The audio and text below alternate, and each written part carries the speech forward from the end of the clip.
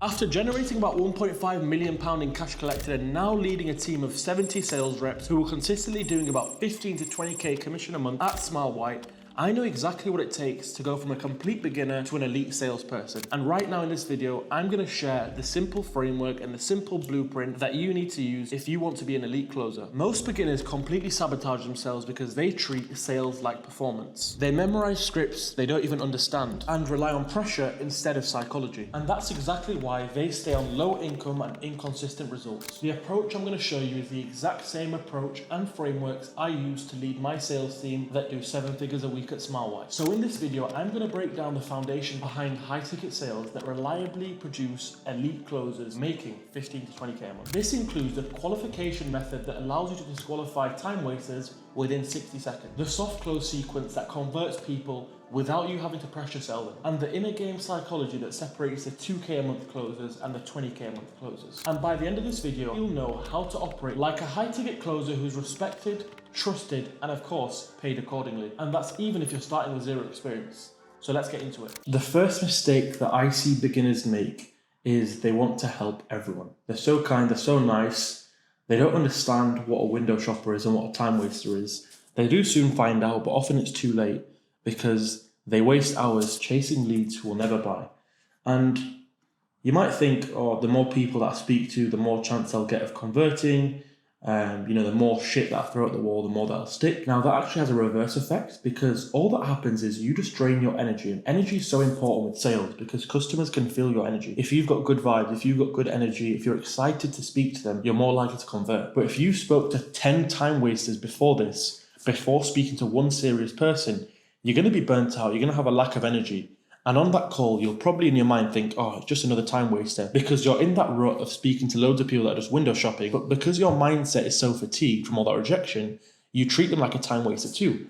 So your energy's low, your demeanor's not there, and you just push away that prospect when actually they're probably serious about buying. The second thing is your pipeline quality. Now, when you're speaking to window shoppers, a lot of them won't say, I'm not interested, don't speak to me again. A lot of the objections you'll get is things like, I want to think about it, even though they have no intention of thinking about it because it's probably double the price of what they thought. And what you'll end up doing is you'll end up scheduling follow-ups with these time wasters because they're too scared to tell you, don't call me back, or I don't want to get this done. They just say, I want to think about it, please follow me up in a week or so. And what you'll do is you'll then fill up your pipeline with follow-up calls, and they're actually just wasted. It's just wasted time. And when you're calling that person to follow them up and you've booked out time out of your diary to speak to that person and they don't answer because they're not interested, that could have been another fresh call with a prospect who actually wants to buy. And the third thing, and I think the most important thing, is confidence. Now, in sales, of course, you have to be tough. You have to be able to take rejection. But we're all human, guys. If you're doing 10 calls with window shoppers and getting 10 no's, that is going to lower your confidence. And when you do get onto the next call with, like I said, someone who's serious, even though they might be literally ready to buy, ready with their card out, you could still lose that deal because your confidence is not there, and also your energy is not there because you're tired from all these time wasters. And of course, you have to find your reset. You have to be able to know that when you've had so many no's in a row, what can I do in 5 minutes to reset myself, get myself positive again, and go on to that next call fresh, ready to go. Now, if you want to avoid all of the above, chasing leads that will never buy and draining your energy, your pipeline quality, and your confidence, you need to use the BANT framework. I've touched on this before in previous videos, but I'm going to go into it in a little bit more detail. Now, the first thing is their budget. You need to find out if they actually have the funds ready to purchase your product or service, because a lot of leads are just on TikTok or on Instagram. They get your company that you're selling for's advert pop up, and they're just a bit bored and they book in a call and just see what happens, see how much it'll cost. So you need to separate at the start of the call if they're a serious buyer or not, because if they don't have money, no matter how good your sales pitch is, guys, you are not going to convert that person. Now, don't ask them things like, can you afford £5,000? Or, by the way, this service is going to cost £5,000. Is that affordable for you? Before you build any value or, before you've done anything, you can't just say that at the start of the call because that is rude. But ask them things like, have you looked at solutions like this before? If they say yes, that means they have a rough idea of how much other people cost, which your company will most likely be a similar price to. If they say no, then you know they don't have much understanding about this product or service and the competitors around you. So what you need to do is you need to touch upon other companies that offer products or services like yours and how you guys are different to them, so they've got a full understanding of the market overview. If they've done no research or not looked at any solutions like this before, and you just talk about your product or service and your business that you're selling for, the natural thing they're going to say to you at the end is, it all sounds great, but you're the first person I spoke to. I need to get other quotes. I need to get other prices. But if you can give them a full market overview on that call, that'll help letting them make an informed decision on the call with you. The second thing is, and this is overlooked so much in sales, authority. If you're not speaking to the decision maker, you are just wasting your time. Really easy way to get this out of the way is, and it's kind of a script we use at Smart White. We like to say to them, and please take a note of this, is there anyone else you'd like to get involved in this decision-making process, such as your partner, such as parents, or anyone that could be involved? Or is it your smile, your choice? Now, if they say to you, oh no, it's just me involved, then you know at the end of the call, if they say to you they need to speak to your partner, that is just a smokescreen for a different objection. So you know it's just them making that decision. If they say anything about speaking to anyone or speaking to their partner, you can just refer back to that first question and say, look, I mentioned at the start, is there anyone else who needs to get involved, or is it your choice? And you mentioned it's your decision. So what else is it that you're unsure about? Just so I can clarify it on here and make sure that I've answered all your questions. And that way you can get around the bullshit objections that you might get. Now, if they do answer and tell you, yeah, I'd have to speak to my partner about it, or my partner's paying for it, there is no point in you continuing that call without the partner present, because all that's going to happen is you're going to give the information in a great way because you're a salesperson, you know how to give information, you know how to qualify them, you know how to ask all the discovery questions. They're going to get all the information, they're going to pass it on to their partner and just tell the partner the price without explaining it how you said it. It's going to be like Chinese whispers, and the partner is definitely not going to say yes. What you want to do is you want to get all decision makers present on a call. Ask a simple question like, oh, that's fine. Because your partner's paying, it would be useful to get him on the call so I can explain it to him as well. Why don't you give him a quick call, send him over this meeting link, and we can all have a three-way chat. That is the best way to go about it, because you want to get all the people that you can control on the call, because if the partner that's paying isn't present, then you can't really control that, and you're literally just wasting your time. And if they say their partner is not available or they're working, then simply just reschedule a call when everyone is present. The third thing is need. Do they actually need this? Like I said to you before, a lot of people will jump on a call, they'll book a consultation, they'll book a meeting because they're bored. They're scrolling on TikTok, Instagram at 2 a.m. at night, just seeing what you're about, just having a little nosy. So the key thing to find is their need. A question you can ask is, what made you interested in solving this now? Keyword is now, not next week, not next year, now. And if they give you a painful picture or they paint something of why they actually need this, such as they've got a wedding coming up, then you know they're serious. If they shrug and just say, oh, I've just been thinking about it for the past week and I just want to see what you guys are about, then they're not a very serious buyer, and you've got to uncover more and qualify them more. When you find out their need, if they're a qualified buyer and they give you a great need, such as a wedding or whatever it is, it's important that you find out why they want this done for the wedding. What is it going to change for you to have this done before your wedding? So let's say you're selling clear aligners. Then ask them, why do they need this done before their wedding? And then you'll uncover their motivation, such as they want their teeth to be perfect for their wedding photos. Or if you're selling an info course and you're helping coaches scale their info business, and you ask them why they're interested in solving this, it could be, I'm saving up for a new house. Currently with my coaching offer, I'm making about 40k a month. I want to double that and get to 80k. Okay, well, why do you need to double it and get to 80k? What will that do for you in your life? And they'll tell you, it's to buy a new house, it's to do this, it's to do that. And then that need and motivation, you need to refer back to that throughout the whole call to remind them why they're here. The last thing is timing. So T stands for timing. When do you need this solved by? If they give you an exact date of when they need this sorted, such as next summer because they've got a wedding, or they need it sorted by the end of the year so they can start the new year with a fresh business, with fresh ideas, etc., that means they're serious. If they don't have any real timeline on this, they're not serious and they're not motivated. So it's important for you as a salesperson to get them to have some urgency. Give them some urgency. Don't just give up because they don't have an exact timing in place. Your job as a salesperson is to give them that urgency. So that's the BANT framework. Now, if they fail all these criteria, just politely disengage them. If you want the full disengagement script that we use at Smile White, DM me the word disengage and I'll send it over to you.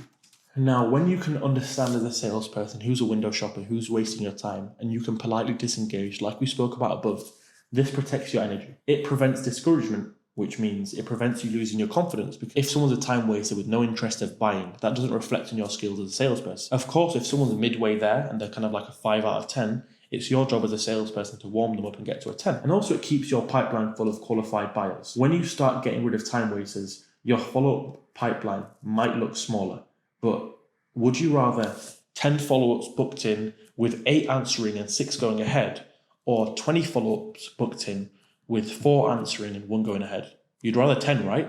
So even though there might be less people in your pipeline, they're a higher quality and they're more likely to convert. So don't get it twisted. Now, the next thing I want to speak about, which is so important in sales, and many beginners use this mistake, they get desperate. And the reason for that is they're new to this job, they're new to the offer, whatever it is, they want to prove themselves and they want to make sales ASAP. And it actually has a reverse effect. Of course, guys, sales is a tough game. If in the first week you're not making sales, your conversion's not good, and you're not proving yourself, they're probably not going to keep you on that offer. But that thought and that fear turns you to be desperate. But desperation just pulls buyers away because they can sense it. If you need that sale too badly, they sense that and it just scares them off. So the worst thing you can do as a beginner is be desperate and feeling like you need the sale. You need to detach yourselves from the outcome of that sales call.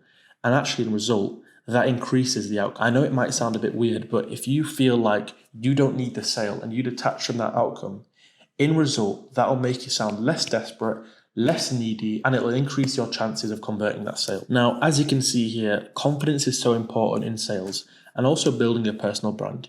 You can see here, I'm very confident, I'm proud of who I am. And a lot of people that do sales, they don't even have a social media profile because they're scared of who they are. If you're not confident in yourself, trust me, sales is not for you. And what confidence does is relaxes people and it makes them more likely to commit to you. If you're not confident as a salesperson, how can they be confident in the product or service that you're selling? Because what they'll think is, this guy's not even confident. He doesn't believe in what he's selling for. So how can I believe him? Now, here's how to implement the stuff that I just spoke about. First thing is a mindset shift. The key thing, before we go into all the details, is shifting your mindset. Remind yourself before every call, if they buy, great. If not, it's not my problem. Someone else will benefit from my time. Now, of course, you have to analyze each sales call, each rejection you get, you have to analyze it and see how you could do better. But that doesn't mean beating yourself up and getting more desperate after every single no. You just got to think to yourself, before this call, if they buy, that's fantastic. If not, someone else will benefit from my time. You shouldn't be telling yourself, oh, I need this sale. I'm so hungry for the sale. I need this commission, because that'll just have a reverse effect. Second thing is your voice and your tone, how you speak, how you carry yourself.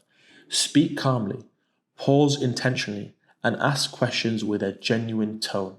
That is the most important thing, is your tone. The way you ask questions. I've seen a lot of salespeople that just ask questions for the sake of it, just because they're on the script. And you can really sense it. You can really sense who is actually interested in the answer to your question and who's just asking it for the sake of it.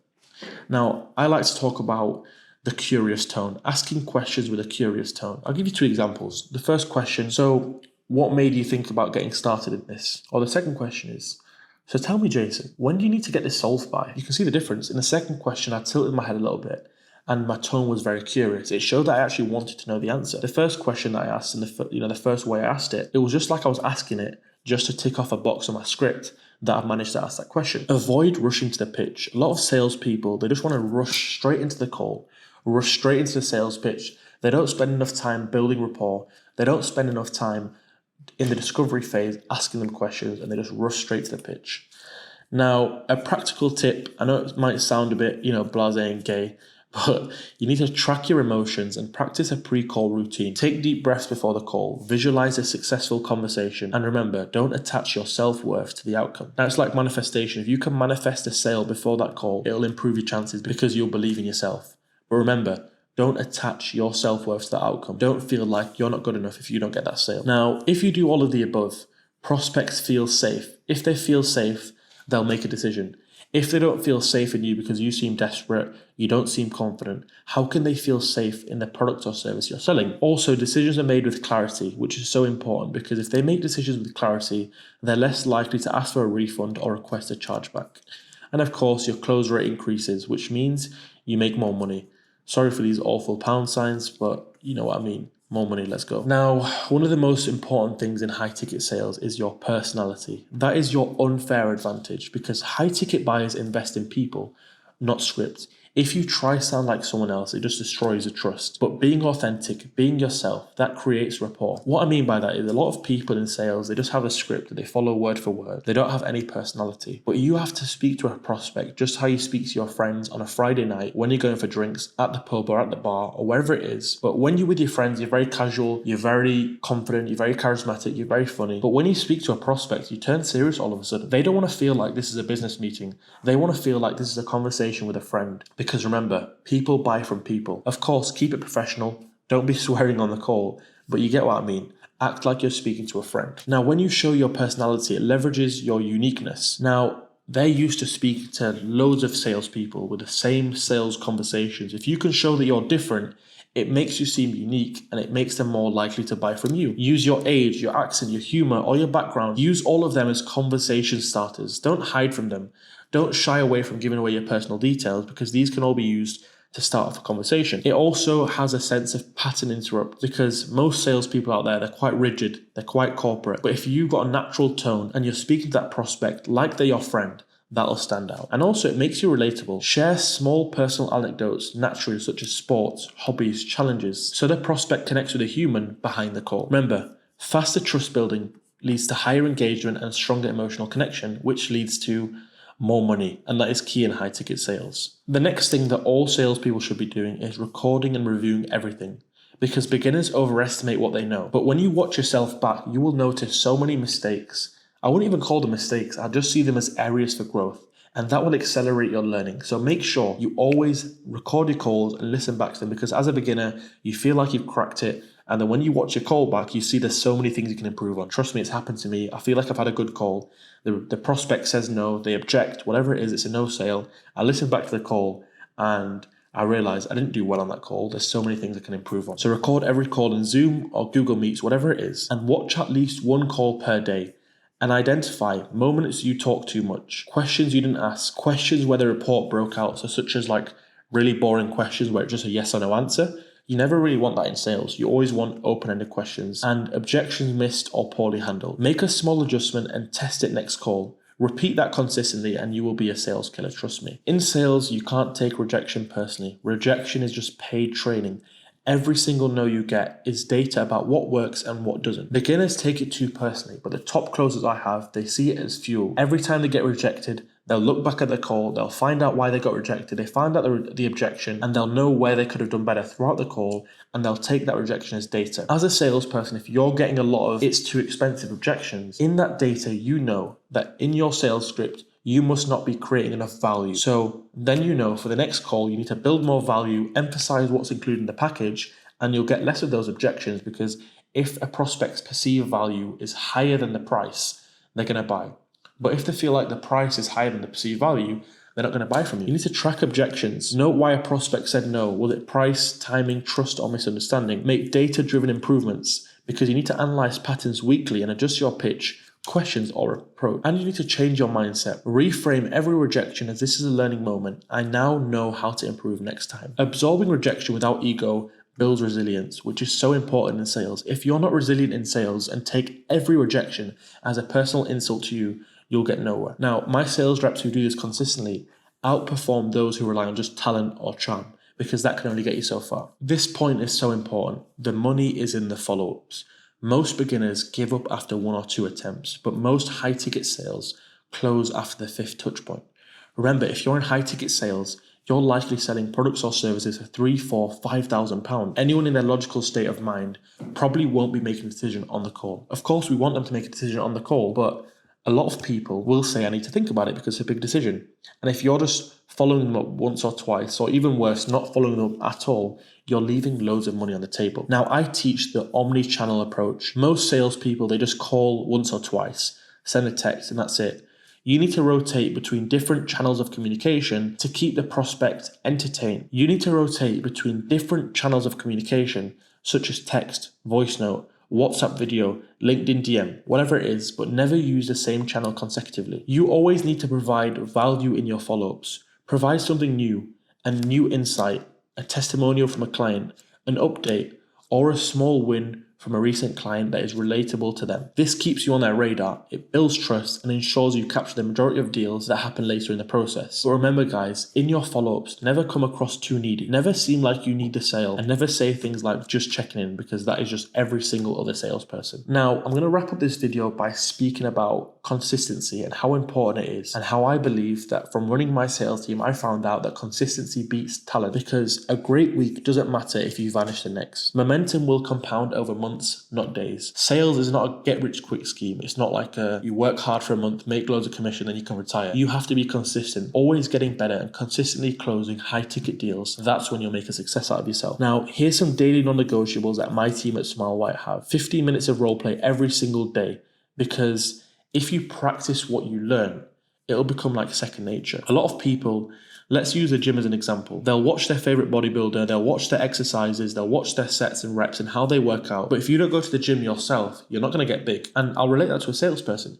If you're watching loads of sales training videos, but not actually doing it yourself, then how are you going to improve? How are you going to make it seem like second nature for whatever you're learning? You need to review at least one call recording a day and give yourself feedback. Write down notes, write down feedback, and write down what you're going to change in the next call. You need to track metrics and reflect on improvement. There's no point reviewing all these call recordings and doing role play if you're not tracking the metrics of rejection that you get and reflecting on the improvement. And the key thing is learning more, watching high value videos on YouTube or finding a mentor, whatever it is, but investing into yourself as a salesperson, because there's always something you can learn. Identify weak spots and set small measurable improvements for the next week. On a Sunday, I always like to reflect on the week and how I can improve for the next week. Now, that's because I'm a business owner, but as a salesperson, you are essentially a self-employed business owner as well.